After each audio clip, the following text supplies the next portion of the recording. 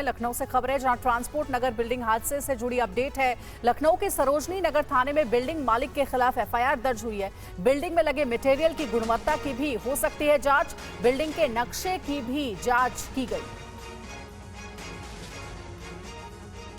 ये देखिए तस्वीरें भी आपको दिखा रहे हैं, यही वो जगह है जहां पर यह दर्दनाक हादसा हुआ था।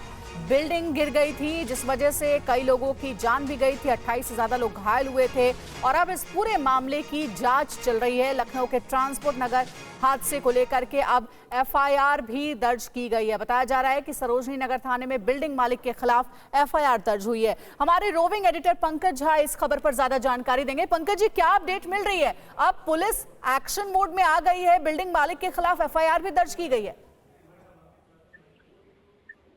जी हाँ, अभी तक तो प्राथमिकता राहत और बचाव काम में था। जब ये सारा काम हो गया है उसके बाद इस बिल्डिंग की जांच पड़ताल शुरू हुई है, क्योंकि पता करना जरूरी हो गया था कि आखिर ऐसा क्या हो गया था कि 3 मंजिला बिल्डिंग जो है ये ट्रांसपोर्ट नगर में गिर गई। उसमें ये पता चला, पहले शुरुआत में ये जानकारी आई थी कि बेसमेंट के अंदर में कुछ काम चल रहा था। कल शुरुआती जानकारी ये आई थी।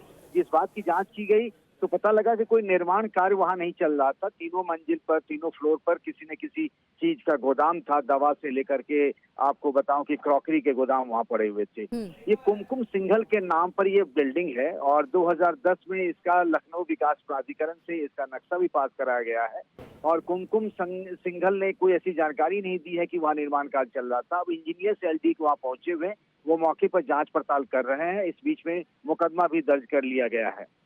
शुक्रिया आपका पूरी जानकारी देने के लिए। तो देखिए अब कार्रवाई होगी, बिल्डिंग मालिक के खिलाफ एफआईआर भी दर्ज हो गई है और साथ ही साथ अब इस पहलू पर भी जांच हो रही है कि आखिर कैसे ये बिल्डिंग गिर गई, क्या खराब मटेरियल का इस्तेमाल किया गया था।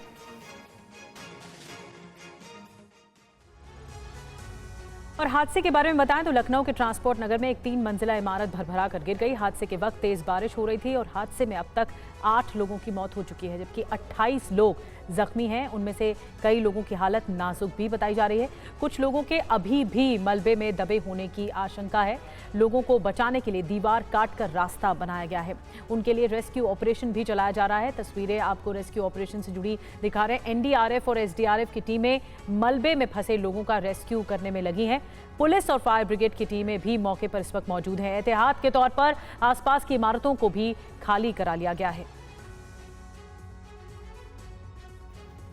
NDRF के जवान चेन बनाकर अंदर गए। मलबा इतना ज्यादा था कि बगल की बिल्डिंग की दीवार कटर से काटकर रास्ता बनाया गया। तब जाकर NDRF की टीम अंदर जा पाई। ड्रोन से सर्चिंग की गई। मोबाइल के लोकेशन ट्रेस कर शवों को बाहर निकाला गया। 27 घायलों को लोकबंधु अस्पताल में भर्ती कराया गया। हादसा ट्रांसपोर्ट नगर में शनिवार शाम हुआ। 3 मंजिला बिल्डिंग भरभरा कर गिर गई थी। SDRF की 2 और NDRF की 4 टीमों ने रेस्क्यू किया। प्रशासन ने एहतियात के तौर पर आसपास की बिल्डिंगों को खाली करा दिया। शुरुआती जांच के मुताबिक बिल्डिंग के बेसमेंट में काम चल रहा था, इसी वजह से हादसा हुआ। बिल्डिंग में तैनात सिक्योरिटी गार्ड ने बताया कि पहले एक अंदर का पिलर धंसा और कुछ देर बाद बारिश होने लगी। उसी समय बिल्डिंग गिर गई। पुलिस प्रशासन की तरफ से कहा गया है कि फिलहाल घायलों की स्थिति ठीक है। NDRF SDRF की टीमें अभी भी रेस्क्यू में लगी हैं। इमारत जर्जर थी, इस वजह से ढह गई। 8 लोगों के जो है कोलैप्स होने की स्थिति आई हुई है। 28 लोग घायल हुए हैं जिनका इलाज भी सुनिश्चित किया जा रहा है, उनका प्रॉपर इलाज कराया जा रहा है। बिल्डिंग जर्जर थी तो इस जर्जर वजह से, बिल्डिंग की वजह से जो भी है वो नेचुरल डिजास्टर है।